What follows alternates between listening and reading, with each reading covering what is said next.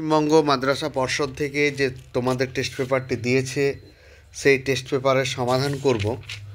আর তার আগে কিছু গুরুত্বপূর্ণ কথা বলে নিই, তোমরা শোনো, ভালো করে কথাগুলো শুনবে। আগে কথাগুলো বলছি যে সমাধানের ব্যাপার নিয়েই বলছি। কেমন যে ধরো বলছো স্যার ইসলামের ইতিহাস দিন, তারপর ইসলাম পরিচয় দিন, তারপর ভৌত বিজ্ঞান দিন, আস্তে আস্তে দেব ইংরেজি দিন, আস্তে আস্তে দেব। শব্দ আপলোড করছি, দিনে 10টা করে ভিডিও আপলোড করছি, ঠিক আছে?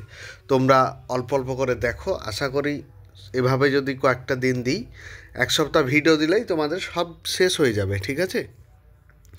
তাই বলছি যে তোমরা সব কিছু ধীরে ধীরে চলো, এইভাবে গিয়ে কোনো লাভ হবে না। আর তোমরা রিভাইজ দাও, যেগুলো করছো সেগুলো রিভাইজ দাও। আর একটা কথা বলি, ইংরেজিটা কী হবে বলো তো, আমি সবার শেষে করাতে চাইছি, কারণ ইংরেজির ভিডিও অনেক লেংদি হবে, ঠিক আছে? ধরে ধরে ধরে ধরে করাতে হবে। তোমরা নিশ্চয়ই আমার আগের বছরের সমস্ত ভিডিওগুলি দেখেছো, ইংরেজি ক্লাসগুলো দেখবে যে আমি কিভাবে করাই। ওই জন্য বলছি একটু লেট হবে ইংরেজিটা, মানে সবার শেষে। শেষে বলতে হয়তো 3-4 দিন যদি এই ভিডিওগুলো আমি আপলোড করে দিই অন্যান্য সাবজেক্টের, তাহলে আমি ইংরেজির জন্য ইসলামের ইতিহাস, ইসলাম পরিচয় ওইগুলি নিয়ে ব্যস্ত থাকবো। তখন ওইগুলো আস্তে আস্তে আপলোড করব। 2-4টে ইংরেজির ক্লাস করালেই তোমরা বুঝতে পারবে, ঠিক আছে? তাই আগে থেকে বলছি যে তোমরা একটু ধৈর্য ধরো, আমি ইংরেজির ক্লাসটা হাতে সময় নিয়ে তোমাদেরকে ধরে ধরে ধরে করাবো। বেশ, এটাই বলার ছিল, তোমরা একটু ধৈর্য ধরো। আর আজকে আমি ভূগোলের 6 নম্বর সেট নিয়ে এসেছি। 6 নম্বর সেট যেটা তোমরা দেখবে, ওয়েট, তাহলে কথাগুলো ভালো করে শুনে নাও আগে। এই প্রথমে সেই তোমাদের মনে হয় কি যে প্রথমে সেই একই তো কথা বলে, পশ্চিমবঙ্গ মাদ্রাসা টেস্ট পেপার থেকে দিয়েছে এই বই, মানে 1 মিনিট এদিক ওদিক কথা বলি, কিন্তু কথাগুলি শুনতে হয় কি কথা, ঠিক আছে? তাহলে পেজ নাম্বার দেখো, আজকে আমরা যাব 423। তাহলে পেজ নাম্বার কত? 423 এবং সেট নাম্বার 6। দেখো যে প্রথম প্রশ্নটি কি দিয়েছে, দ্রবণ প্রক্রিয়াযুক্ত। দ্রবণ প্রক্রিয়াযুক্ত কোথায়? নদী, বায়ু, হিমবাহ, না কোনোটিই নয়? আমি ডিরেক্ট অ্যান্সারে চলে যাচ্ছি, অপশন আর বলছি না। এটা হয়ে যাবে উত্তর এ, নদী। 2 নম্বর, হিমবাহের পৃষ্ঠদেশে একাধিক ছোট ফাটলকে কি বলা হয়? হিমবাহের পৃষ্ঠদেশে সেটাকে বলা হয় ক্রেভাস। 3 নম্বর, বায়ুমণ্ডলের সবচেয়ে উপরের স্তর কোনটি? বায়ুমণ্ডলের সবচেয়ে উপরের স্তর হচ্ছে হাইড্রোজেন স্তর। চলো পরবর্তী প্রশ্ন দেখো, যে সমুদ্র তল থেকে উচ্চতা বৃদ্ধির সঙ্গে সঙ্গে উষ্ণতা বেড়ে যায়, একে কি বলা হয়? একে বলা হয় তোমার বৈপরীত্য উত্তাপ, অপশন ডি। আর চ্যানেলটিতে যারা নতুন তারা অবশ্যই সাবস্ক্রাইব করো। অনেকজন হয়তো দেখছে ভিডিওগুলো কিন্তু কোনো সাবস্ক্রাইব করছে না। সাবস্ক্রাইব করতে তোমাদের টাকা পয়সা লাগে না, ঠিক আছে? বরং কী হয়, আমরা একটু উৎসাহ পাই ভিডিওটা বানাতে, যে না সমস্ত স্টুডেন্টরা আমাদের সাথে রয়েছে, আমাদের কাছে রয়েছে, আমাদের পাশে রয়েছে। বেশ, আমাদের ভিডিও বানাতে আরও উৎসাহী হয় বেশি। সেই জন্য বলি সাবস্ক্রাইবটা করে রাখো, পারলে বন্ধুদের সাথে অবশ্যই শেয়ার করো। যেগুলো হয়তো মাদ্রাসা বোর্ডের স্টুডেন্টরা এত পরিমাণে করে না, যতটা স্কুল বোর্ডের শিক্ষার্থীরা করে থাকে, ওদের সবাই বন্ধুরা শেয়ার করে, ঠিক আছে? কারণ ওই জন্য সবাই উপকৃত হয়। আর আমাদের মাদ্রাসা বোর্ডের ছেলেপিলে অনেক আছে, কিন্তু শেয়ার করে কই? এই যে একটা ভিডিও বানাচ্ছে, একটা ভিডিওতে খুব জোর হয়তো 300-400 দেখছে, বা হায়েস্ট হয়তো মেরে কেটে 500 দেখছে। তাহলে আমাদের ওয়েস্ট বেঙ্গলে কি 500 স্টুডেন্ট মাদ্রাসা বোর্ডের? বলো, নিশ্চয় অনেকেই আছে। সেই হিসাবে তাদের কাছে পৌঁছে দাও, তোমাদের মাধ্যমেই তো পৌঁছাবে ভিডিওগুলো। চলো 5 নম্বর, দিনের বেলা প্রবাহিত সাময়িক বায়ুর নাম কি? মানে কোন বায়ুটা? পশ্চিমা, সমুদ্রের স্থানীয়, না পার্বত্য? এটা অবশ্যই হয়ে যাবে অপশন বি, সমুদ্র বায়ু। ঋতুভেদে প্রবাহিত স্রোত দেখা যায় কোথায়? ঋতুভেদে প্রবাহিত স্রোত দেখা যায় ভারত মহাসাগরে। সিএফসি এটি একটি কি? এটি হচ্ছে একটা তোমার গ্যাসীয় বজ্র। এরপর বলেছে ভারতে বর্তমান রাজ্যের সংখ্যা কয়টি? বর্তমান রাজ্যের সংখ্যা হচ্ছে 28টি। তাহলে তোমরা একটা প্রশ্ন আমাকে কমেন্টে জানাও যে আমাদের কি বলছে, কেন্দ্রশাসিত অঞ্চল কয়টি রয়েছে? 9 নম্বর, পাঞ্জাব সমভূমির পলিগঠিত উচ্চভূমিকে কি বলা হয়? সেটি হচ্ছে অপশন সি, দোয়াব। পরবর্তী প্রশ্ন দেখো যে নাগার্জুন সাগর জলধার দেখা যায় কোন নদীতে? কৃষ্ণা নদীতে। রবি শস্য হলো গম।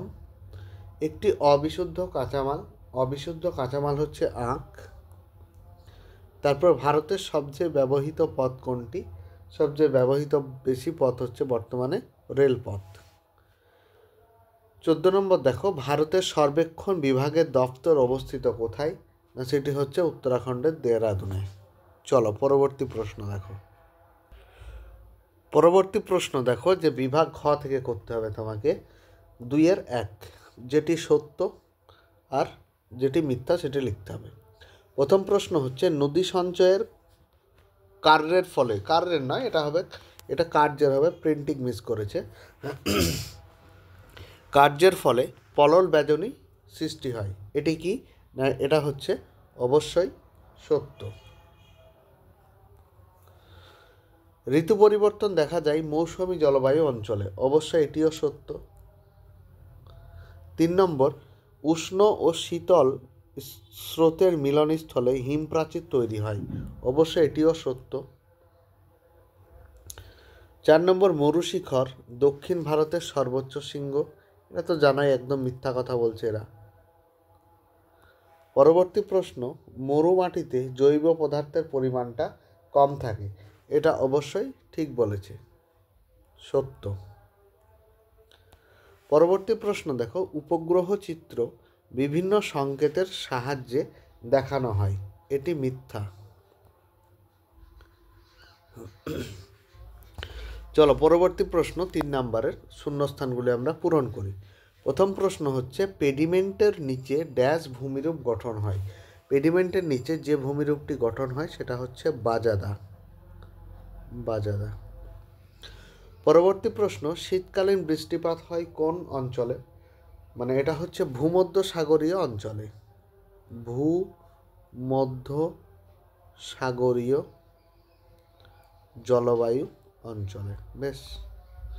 পরবর্তী প্রশ্ন হচ্ছে পূর্ণিমা তিথিতে যে জোয়ার হয় তাকে কি বলা হয়? পূর্ণিমা তিথিতে যে জোয়ার হয় তাকে ভরা কটাল বলা হয়। দাঁড়াও আগে উপরকারগুলো মুছে দিই। তাকে বলা হয় ভরা কটাল।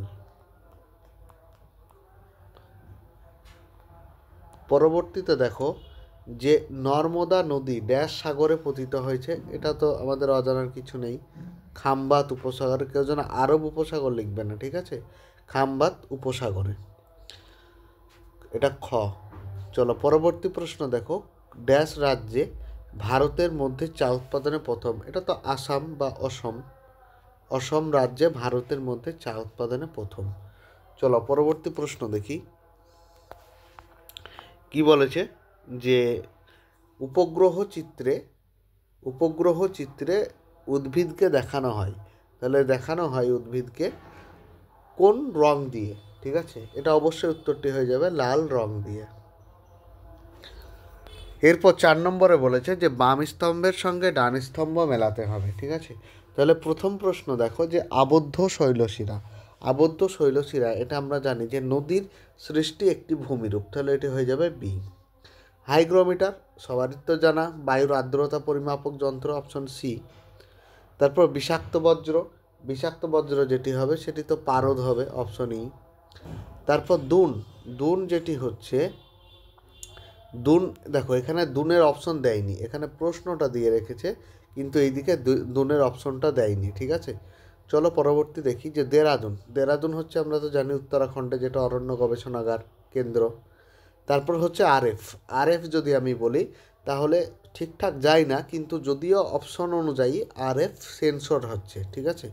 কিন্তু এখানে দুনের যেটা আছে কোটা তো রাজস্থানে অবস্থিত, কিন্তু দুনটা তো রাজস্থানে নয়, অ্যাকচুয়ালি উত্তরাখণ্ডের, ঠিক আছে।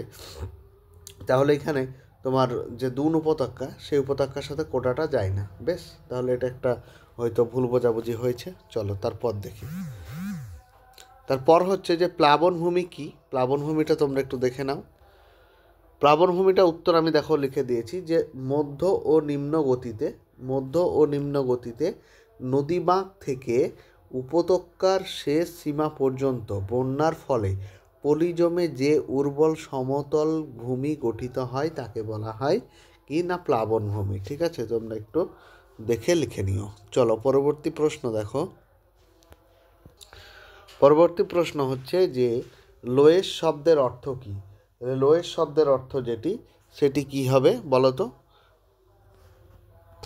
উত্তরটি হয়ে যাবে স্থানচ্যুত বস্তু। ঠিক আছে, আমি লিখে দিচ্ছি যদিও, স্থানচ্যুত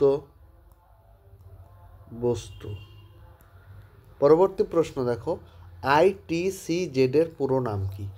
ITCZ এর পুরো নাম হচ্ছে, যদি বাংলায় লেখো বাংলায় লিখবে ইন্টার ট্রপিক্যাল কনভার্জেন্স জোন, আর যদি ইংরেজিতে লেখো আমি লিখে দিচ্ছি যে inter, INTER, inter tropical, TROPICAL,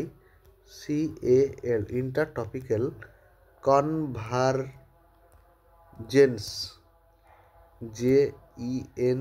gents zone, ZONE।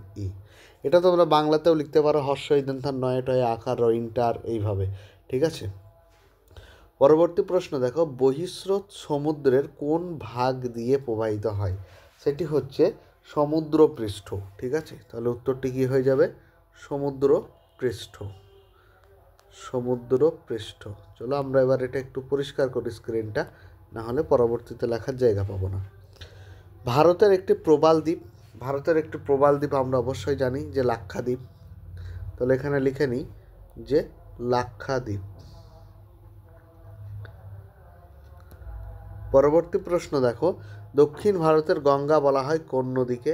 এটা হচ্ছে গোদাবরী। পরবর্তী প্রশ্ন দেখো, ভারতের ইক্ষু গবেষণাগার কেন্দ্র কোথায় অবস্থিত? সেটা হচ্ছে উত্তরপ্রদেশের লখনৌ। ঠিক আছে, উত্তরপ্রদেশের, শুধু লখনৌ দিলে অসুবিধা নাই, লখনৌ বানানটা দেখে নেবে। পরবর্তী প্রশ্ন, ভারতের বৃহত্তম তথ্য প্রযুক্তি কেন্দ্র কোন শহরে অবস্থিত? এটা হচ্ছে বেঙ্গালুরু। তাহলে কমেন্ট বক্সে যে হোয়াটসঅ্যাপ চ্যানেলটি রয়েছে বা গ্রুপটি রয়েছে সেখানে যুক্ত হয়ে যেও এই সমস্ত পিডিএফগুলি বা আগে থেকে সমস্ত কিছু পাওয়ার জন্য। ভিডিওটা এই পর্যন্ত, আবার পরবর্তী ভিডিও নিয়ে আসছি। অবশ্যই তোমাদের ভৌত বিজ্ঞান, জীবন বিজ্ঞান এগুলি সবই আস্তে আস্তে নিয়ে আসছি, তোমরা দেখতে থাকো।